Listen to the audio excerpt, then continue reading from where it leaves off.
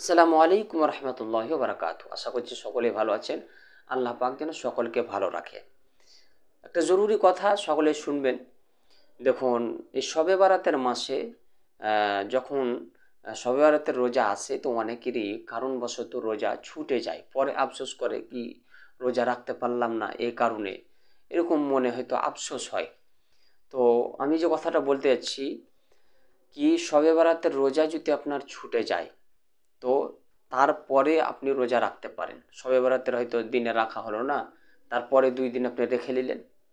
হাদিসে পাকের মধ্যে এসেছে, উম্মুল মুমিনিন আয়েশা সিদ্দিকা রাদিয়াল্লাহু তাআলা আনহা তিনি বর্ণনা করেন যে রাসূলে পাক সাল্লাল্লাহু তাআলা আলাইহি ওয়াসাল্লাম নবী আমার এই শবে বরাতের মাসে আপনার কি করতেন, আকসার আপনার রোজা রাখতেন, বেশি বেশি আপনার রোজা রাখতেন।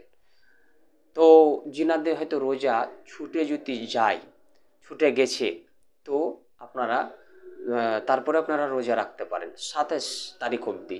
২৭ তারিখের পরে আর রাখবেন না, তখন রমজানের আপনার তৈয়ারি, রমজান মাসের জন্য তৈয়ারি করতে হয়। তো যদি কারোর রোজা ছুটে যায় কি সেই দিনে হয়তো রাখতে পারলেন না, তারপরে আপনি ২ দিন আপনি রেখে নিতে পারেন, কোনো রকমের অসুবিধা নাই।